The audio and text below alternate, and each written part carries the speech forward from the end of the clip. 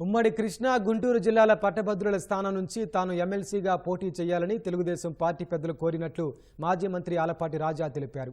నాగార్జున విశ్వవిద్యాలయంలో నిర్వహించిన కొత్త సచ్చిదానందమూర్తి శత జయంతి వేడుకల్లో ఆలపాటి పాల్గొన్నారు. తిరుమల క్షేత్రాన్ని అపవిత్రం చేసేలా గత 5 ఏళ్లు జగన్ అనేక నిర్ణయాలు తీసుకున్నారని ఆయన ఆరోపించారు. తప్పు చేసి ఇప్పుడు అసత్య ప్రచారాలు చేస్తున్నారని మండిపడ్డారు.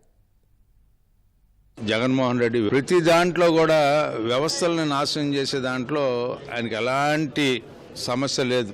తనకి సాంప్రదాయం గురించి కానీ వీటి మీద ఒక గౌరవం లేదు. రాజ్యాంగం మీదే గౌరవం లేనటువంటి వ్యక్తికి ఇవన్నీ నేను గౌరవిస్తానని నేను అనుకోను.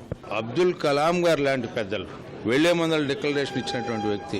నీకు డిక్లరేషన్ గురించి మాట్లాడితే నిన్నేదో పక్క దోవ పట్టించడానికి ఈ దోవ పట్టించడానికని పిచ్చి మాటలు మాట్లాడుకుంటూ ఉన్నావు. అవినీతి ద్వారా నువ్వు లాభపడటానికి అక్కడ వ్యవస్థని అక్కడ ఉన్నటువంటి ఔన్నత్యాన్ని నాశనం చేయడానికి ప్రయత్నించవలేదనేది ప్రశ్న. దీనికి రాజకీయం లేదు. నువ్వు పూర్తిగా నాశనం చేసేసి దేయాలు వేదాలు వెళ్ళించినట్టు నువ్వు కొత్తగా ఏదో నటించడానికంటే ప్రజలు నిన్ను క్షమించట్లేదు, క్షమించరు కూడా. ఎమ్మెల్సీగా పోటీ చేయమని చెప్పి పెద్దలు కోరారు.